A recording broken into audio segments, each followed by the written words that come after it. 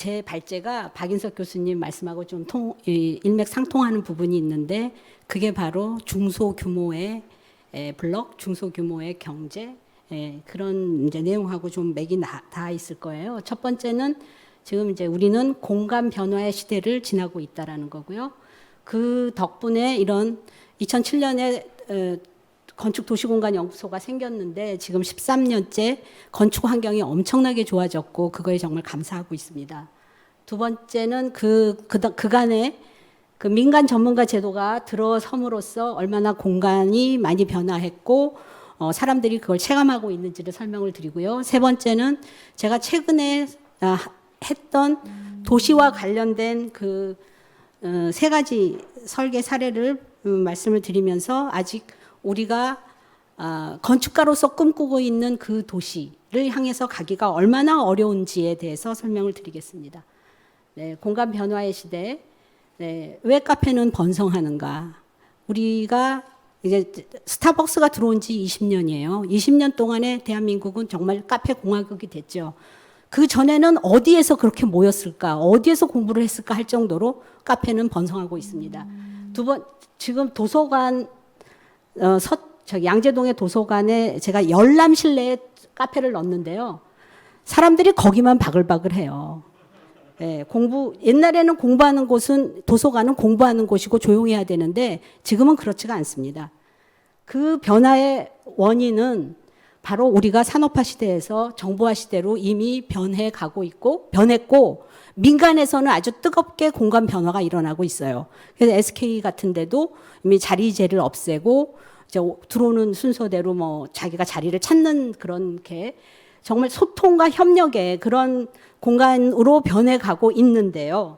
네, 보시면 이제 과거의 공간과 지금 정보화 시대의 공간을 비교해 보이고 있습니다. 오른쪽은 페이스북의 사옥이고요. 그것은 거대한 하나의 원룸과 같은 그런 공간으로 해서 어떻게 하면 사람들이 서로 마주치게 할 것인가를 연구한 공간입니다. 그런가 하면 우리는 아직 관공서는 칸막이 공간 속에 살고 있습니다. 네, 지금 그 단적인 예로 세종시 청사를 얘기할 수 있겠는데요. 국제현상 공모로 당선이 됐고 그 다음에 굉장히 혁신적인 형태로 보여요. 근데 그 내부를 보면 그냥 그대로 중복도 칸막이입니다. 과거에 그대로 머물고 있는 거죠. 그거에 비하면 이제 구글 오피스 1층은 완전히 다 터 있고요. 2층으로 올라가면서 각자의 이제 영역으로 다시 들어가는 거거든요.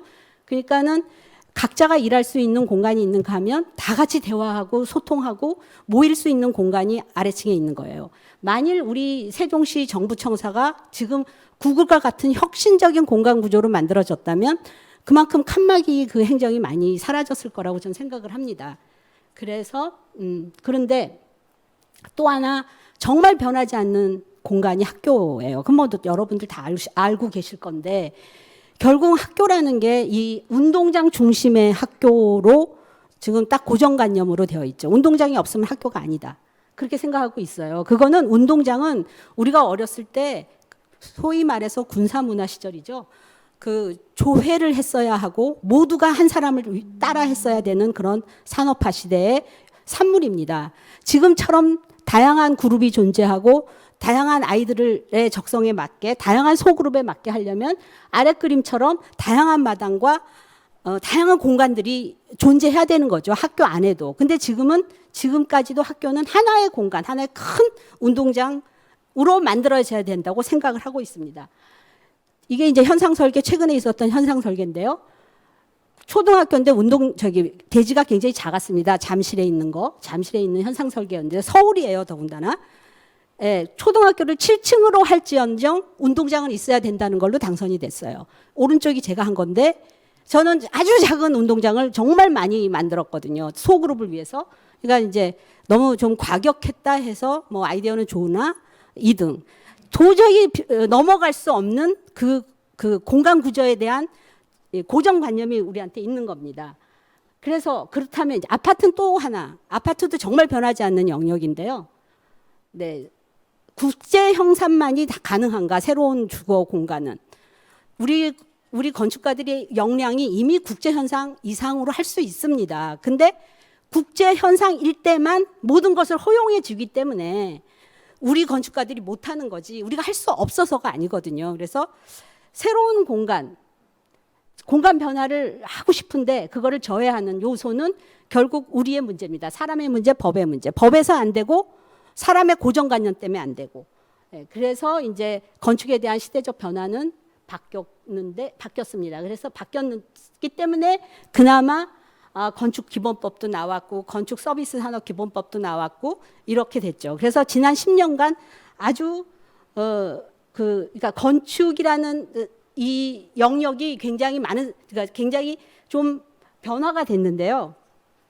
즉 민간 전문가 제도를 각 지자체에서 도입함으로써 많은 변화가 있었어요. 그것을 변화를 일으키는 이제 공공건축가 집단의 힘인데 가장 큰 사례가 서울시에서 했던 찻동, 그다음에 서울시 교육청에서 했던 꿈담 교실, 그다음에 이제 서울시에서 아파트 재개발 재건축의 공공건축가 투입으로 저희가 요약이 될 수 있겠습니다. 찾아가는 동주민센터는 5년간 이루어졌었고요.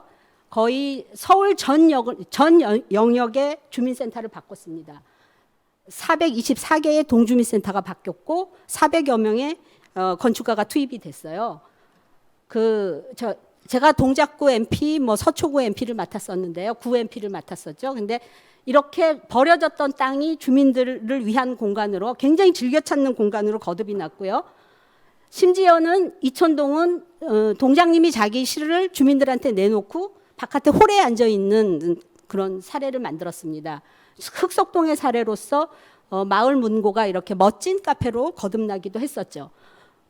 제가 맡았던 그 동작구 구청장님은 마치 건축가들이 마술사 같구나 그런 얘기를 하셨고 저희 동작구에서 13명의 건축가와 함께 일을 했는데 건축가가 비로소 선생님으로 대접을 받았던 그런 경험이었어요. 아주 뜨거운 경험을 이제 여기서 했었습니다. 이 찻동을 하면서. 그래서 이 찻동의 성공 요인이 무엇일까를 생각했습니다. 그것은 곧 칸막이를 넘어 붙여간 긴밀한 협력의 결과였고요. 자치행정과, 우리가 보통은 행정 이런 데는 접근하기가 어려운데 자치행정과와 도시공간개선단이 함께 했고 그리고 구와 또 동이 또 함께 했습니다. 이렇게 이런 이제 모임을 가지고 공간 변화를 했었는데 중요한 거는 이 제가 이제 건축가와 함께 동장님을 만나러 같이 갑니다. 그러면 업자로 대하지 않고 처음으로 정말 선생님이 됐고요. 건축가들이 확실히 이 사람이 우리한테 잘해줄 것이라는 그 신뢰감이 있었습니다. 그러기 때문에 건축가들이 굉장히 적은 보수를 가지고도 이 존중받는 마음으로 일을 할 수 있었고요. 그 다음에 이제 교육청의 꿈담인데요. 올해까지 270여 개의 학교에서 공간 혁신이 일어났고, 이것도 저희 찻동처럼 굉장히 좋은 성과를 냈었죠. 이거 도서관 사례고요. 네, 또 하나 서울시에서 이제 했던 중요한 일 중에 하나가, 공공건축가와 함께 2012년부터 이제 그 아파트를 바꾸는 일에 함께 했다는 건데, 아래에 잠실 5단지, 가락시형, 개포 쭉 이름이 나오잖아요. 거기에 이제 MP로서 참여를 했었고, 저는 개포 1단지에 이제 참여를 했었는데요. 그때 이제 그 MP들을 모아서 같이 워크숍을 했어요. 이제 서울시에서 잘한 거는 바로 각각의 MP를 투입을 한 게 아니라 MP를 투입해놓고 다 같이 앉아서 워크숍을 같이 하는 겁니다. 어떤 목표로 우리가 가야 할까? 거기에 이제 지역가치 재생, 공동체 회복, 이 두 단어가 가장 큰 이제 핵심 요소였어요. 그래서 그런 획일화된 경관을 어떻게 바꿀까? 지형에 순응하는 것, 그러니까 지형 이제 위치에 따라서 아파트를 다시 만들어내는 것, 그 다음에 가로변 커뮤니티 시설로서 그 가로를 활성화시키는 것, 서로 소통하게 하는 것, 그래서 공동체 의식이 만들어지게 하는 것, 여러 가지 이제 그런 공간적 장치들을 저희가 만들어냈어야 했습니다. 그래서 이게 서울시에서 만든 건데요.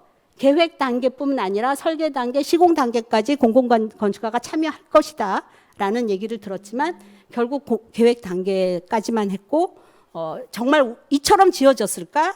잘 모르겠습니다. 일단 그 중에서도 가장 이제 제가 중요하게 생각했던 것 중에 것이 이제 개포 시형, 개포 1단지, 개포 2단지, 개포 3, 4단지 5개의 단지의 MP들이 모여서 함께 소통하면서 함께 만들었다는 것, 이게 굉장히 큰 경험이었고 굉장히 좋은 성과를 냈어요.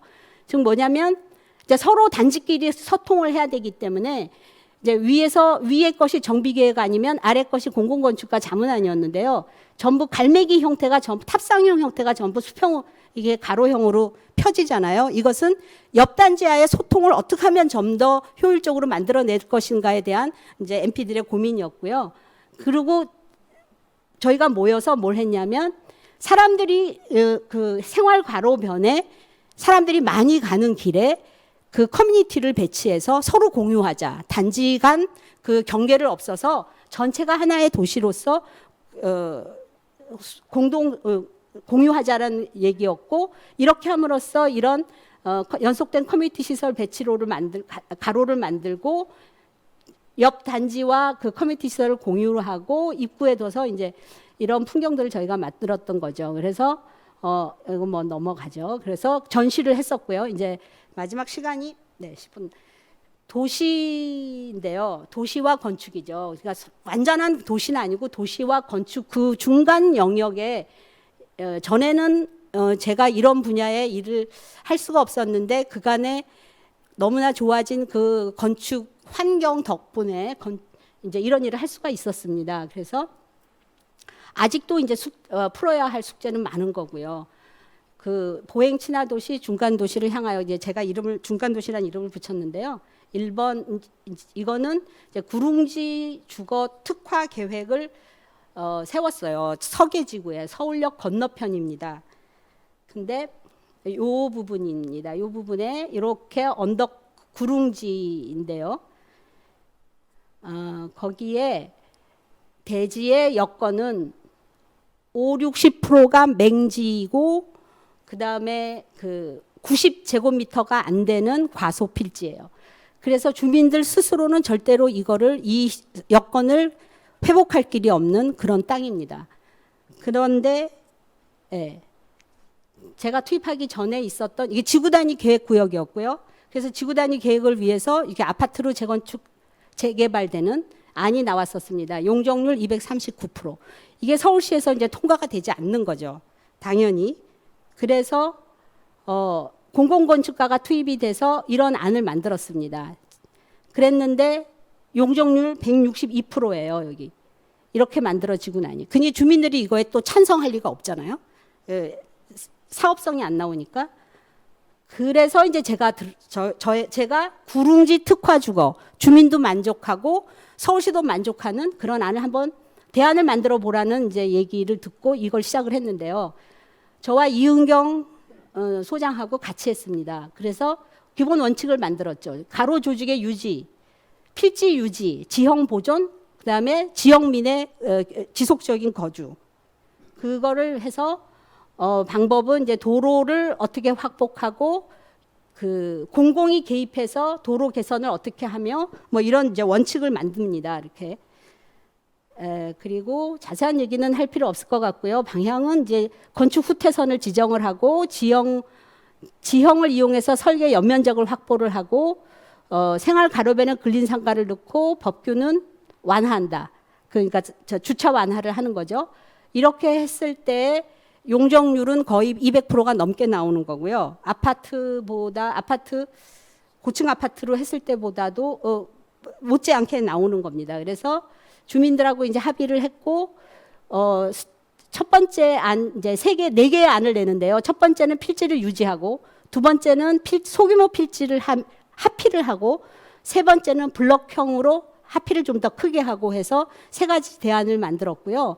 마지막은 아마도 현실적으로는 1, 2, 3안이 동시에 이루어질 거라고 생각을 해서 이제 통합안으로 다시 계획안을 만들었어요. 이렇게 했을 때 가구 수가 지금 현재 살고 있는 분이 이제 가구 수가 1120여 개인데 아파트가 되면은 940명 가구 정도가 되고 저희가 제안한 대로 하면은 거의 가구 수는 현재대로 유지되는 그런 걸로 이제 계획이 되는 거였죠. 그리고 아파트로 되면은 필지는 하나로 통합이 되는 건데 저희 계획 안대로 하면은 필지가 조금씩 파필이 되는 거기 때문에 필지가 200개, 100개, 50개 정도로 이제 줄어들긴 합니다. 그러나 필지가 많을수록 거기에 다양한 주거가, 다양한 행태가 일어날 수가 있기 때문에 훨씬 더 색깔이 더 다양한 사람들이 살 수가 있는 거죠.